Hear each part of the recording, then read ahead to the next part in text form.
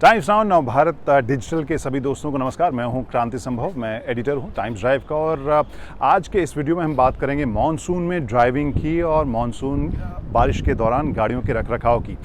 तीन हिस्से इस वीडियो के होंगे। एक हिस्से में आपको बताऊंगा दो टर्म जो आप बार बार सुनते होंगे, हाइड्रोप्लेनिंग और हाइड्रोलॉकिंग या एक्वाप्लेनिंग भी उससे कहते हैं। इसके अलावा आपको बताऊंगा कि मेंटेनेंस के लिए कौन सी खास चीज़ें हैं जो सबसे ज़रूरी मुझे नज़र आती हैं। वैसे लिस्ट तो भी आपको इंटरनेट पर मिल जाएगी, लेकिन कुछ चीज़ें ऐसी हैं जो बिल्कुल आपको नज़र में रखनी चाहिए अगर आप मॉनसून में ड्राइव करना चाहते हैं। इसके अलावा आम ड्राइविंग के दौरान कौन से ऐसे टिप्स या ट्रिक्स हैं या डिसिप्लिन है जिसके ऊपर आपको हमेशा गौर करना चाहिए बारिश में ड्राइविंग के दौरान। सबसे पहले बताते हैं उन दो टर्म्स के बारे में। एक्वाप्लेनिंग या हाइड्रोप्लेनिंग के बारे में आपने सुना होगा, हाइड्रोलॉकिंग के बारे में भी आपने सुना होगा। एक्वाप्लेनिंग दरअसल होता क्या है, जब आप बारिश में गाड़ी ड्राइव कर रहे होते हैं तो कई बार तेज़ रफ्तार में पहिए और सड़क के बीच में पानी का एक लेयर हो जाता है जिसकी वजह से गाड़ी फिसलती है। तो इसको सिंपल लैंग्वेज में कहें तो गाड़ी जिस तरह से फिसलती है उसे हम एक्वाप्लेनिंग कहते हैं। उसमें टायर में जो ट्रेड्स होते हैं और जितना पानी जमा है और बारिश की रफ्तार, इन सब का और प्लस आपकी गाड़ी की रफ्तार, इन सब का रोल होता है।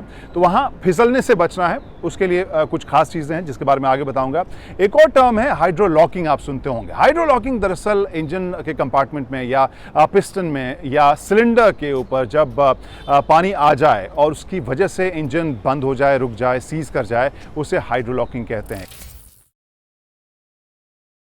और दूसरा टर्म जो आमतौर पर आप सुनते होंगे, हाइड्रोलॉकिंग क्या होता है, उसमें जो एग्जॉस्ट पाइप होता है, फिलहाल ये नीचे है और वहाँ से आमतौर पर जब बारिश के वक्त, जिसे हम जल जमाव कहते हैं, वहाँ पडल से अगर आप गाड़ी निकाल रहे हैं और कई बार गाड़ी का इंजन जो है पानी खींच लेता है अंदर, तो पिस्टन या इंजन कंपार्टमेंट, सिलेंडर, इनमें जब पानी चला जाता है इंजन सीज कर जाता है और वो जो इंजन सीज होता है उसे आमतौर पर हम लोग हाइड्रोलॉकिंग कहते हैं। मेंटेनेंस की कुछ बातें आपको बताएं।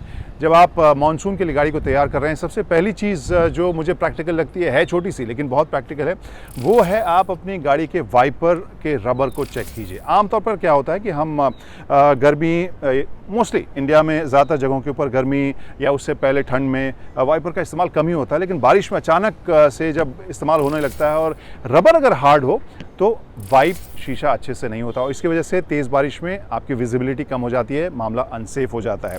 एसी को भी चेक करवाने की ज़रूरत है क्योंकि एसी का इस्तेमाल मॉनसून में होता है और वो प्रैक्टिकल और सेफ्टी रीज़न से कई बार अंदर फॉगिंग हो जाती है। मॉइस्चर का लेवल बाहर और अंदर अलग होता है, इस चक्कर में फॉगिंग को आप तब बचाएंगे जब आप एसी अंदर ऑन कर पाएँ।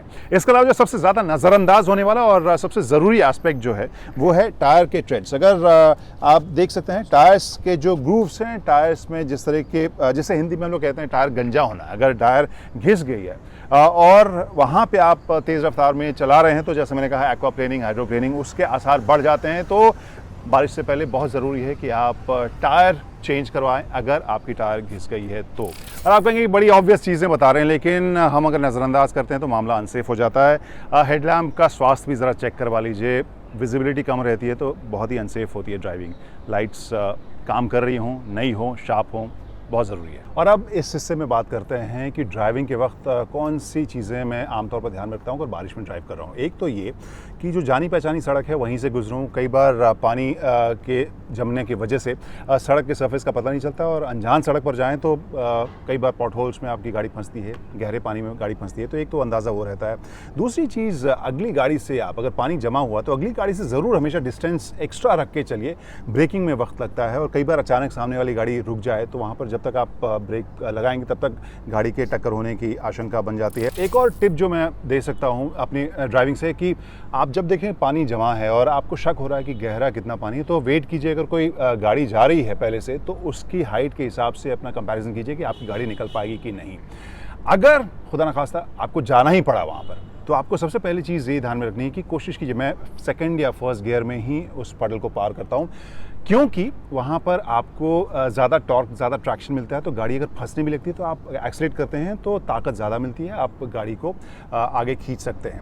दूसरी चीज़ ये भी होती है कि आप जब भी पानी से गुजर रहे हैं एक्सेलरेटर के ऊपर से पाँव मत हटाइए, एक्सेलरेट करते रहिए जिससे कि प्रेशर जो है एग्जॉस्ट पे, जैसे मैंने कहा कि हाइड्रोलॉकिंग कब होता है, जब आप प्रेशर छोड़ते हैं, एक्सेलरेटर जब वहाँ से पाँव हटता है और वहाँ से पानी कई बार खींच लेती है गाड़ी, तो वो इंजन के लिए बिल्कुल नुकसानदेह होता है। तो कोशिश कीजिए कि कम ही एक्सीलेट करें, लो गियर में रहें सेकंड या फर्स्ट में, लेकिन एक्सीलेट हमेशा आप करते रहें जब भी पानी से आप गाड़ी को क्रॉस कर रहे हो। तो इसके अलावा कॉर्नर के ऊपर आप जा रहे हैं तो वहाँ पे तो स्पीड का ध्यान रखना बहुत ज़रूरी है। ज़रूरी नहीं कि आपकी गलती से एक्सीडेंट हो, दूसरे की भी गलती से हो सकती है, टायर की गलती से भी हो सकती है। वो एक मसला ऐसा होता है जहाँ पर आपको बहुत ही कॉशियस होकर निकलना पड़ता है। एक और पॉइंट ज़रूरी है, पानी देख के कई बार हमारे अंदर का बच्चा जग जाता है और हम कोशिश करते हैं कि फव्वारे उड़ाते हुए जाएं, लेकिन वो मत कीजिए, वो गाड़ी के अंदर पानी जाने की आशंका बन जाती है, सो वो अवॉइड कीजिए।